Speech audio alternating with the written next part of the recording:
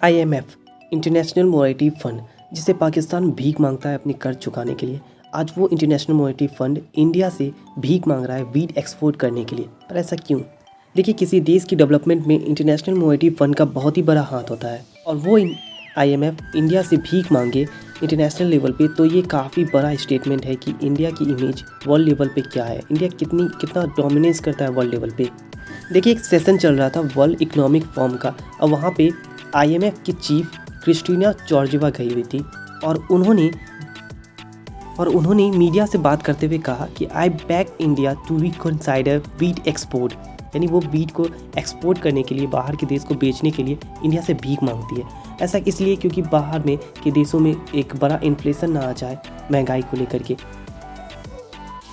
देखिए, इंडिया में वीट की कमी जैसे आसार हो गए थे, और इसका सबसे बड़ा रीज़न है यूक्रेन और रसिया। जी हाँ, पर यूक्रेन और रसिया से इंडिया के वीट का क्या लेना देना? देखिए, लेना देना है।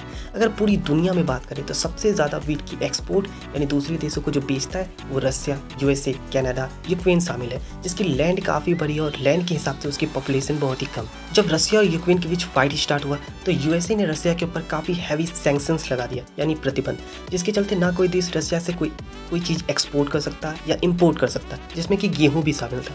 बाकी सारे जो देश है जो रसिया से गेहूं खरीदते थे, अब वो प्रतिबंध के चलते यानी US के सैंक्शंस के चलते रसिया से गेहूं खरीद नहीं पा रहे हैं, तो उन्हें उसकी जैसा एक विकल्प चाहिए था, जिसके चलते उन्हें एक भारत जैसा देश मिला। इंडिया ने काफ़ी बड़े पैमाने पे वीट को एक्सपोर्ट करना स्टार्ट कर दिया है, यानी जिस देशों को वीट की ज़रूरत थी उसे देना स्टार्ट कर दिया। पर फिर सडनली थोड़ी दिनों के बाद इंडिया ने वीट एक्सपोर्ट करना बंद कर दिया, जिसके चलते काफ़ी सारे देश, इवन यूरोपियन देश गुस्सा हो गए। पर इसका रीज़न क्या था? इसका रीज़न 2006 है। देखिए, इंडिया एक काफ़ी बड़ा देश है जो नंबर 2 पे, अगर वर्ल्ड वाइड में देखा जाए तो नंबर 2 पे प्रोड्यूस करता है गेहूं को। फर्स्ट पे चाइना है, लेकिन इंडिया की पॉपुलेशन ज़्यादा होने के चलते वो गेहूं को ज़्यादा एक्सपोर्ट नहीं कर पाता है, रसिया और यूक्रेन और USA के जैसा। 2006 में ऐसे ही गेहूं की कमी के चलते काफ़ी सारे देश जो इंडिया से गेहूँ मांग रहे थे, खरीदना चाहते थे, और इंडिया ने बिना कैलकुलेशन के उसे गेहूँ देना स्टार्ट भी कर दिया। पर सडनली ऐसे हालत हो गए कि हमारे देश में ही गेहूं की कमी हो गई। हालात ऐसे बन गए कि जिन देशों को हमने गेहूं बेचा था उनसे ही हमें गेहूं खरीदना पड़ा था। ये काफ़ी ज़्यादा एम्बैरेसमेंट मोमेंट था वर्ल्ड स्टेज पे। और इसके एक और रीज़न है जो इंडिया ने अभी वीट एक्सपोर्ट करने से मना कर दिया। देखिए, काफ़ी सारे देश हैं जहाँ की प्राइवेट कंपनीज़ को इंडिया वीट एक्सपोर्ट करना आता है।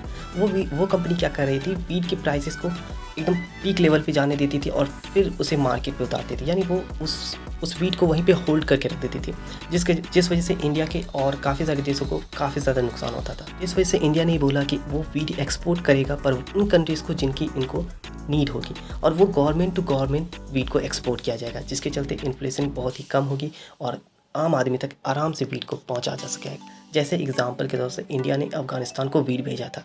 इसी वजह से बाहर में वीट के प्राइसेस, इवन इंडिया में वीट के प्राइसेस काफ़ी पीक लेवल तक चली गया था, और वर्ल्ड में पूरी फूड क्राइसिस चल रही है। इवन इंडिया में वीट की कमी ना हो जाए, इस वजह से गवर्नमेंट ने वीट को एक्सपोर्ट करने से थोड़ी दिन के लिए मना कर दिया, और वीट को उन देशों को देने का वादा किया इन्हें नीड होगी, वो भी गवर्नमेंट टू गवर्नमेंट। अगर हम वीट के अलावा बात करें कुछ और, अगर राइस की बात करें तो काफ़ी सारे देश जो कुछ प्रोड्यूस भी करते थे तो वो राइस भी प्रोड्यूस नहीं कर पा रहे हैं फर्टिलाइज़र के चलते, क्योंकि आपको पता है कि दुनिया में सबसे ज़्यादा अगर कोई एक्सपोर्ट करता है फर्टिलाइज़र का तो वो रसिया है, और USA के सैंक्शंस के चलते रसिया किसी देश को ना कुछ एक्सपोर्ट कर पा रहा है जिसमें कि फर्टिलाइज़र है।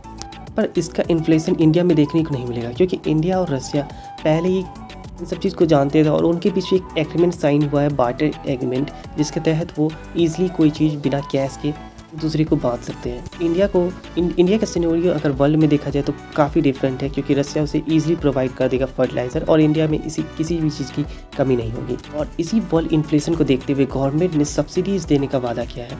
इवन वादा किया देखा जाए तो इधर पेट्रोल के प्राइस कुछ कम किए हैं सब्सिडीज़ देकर के।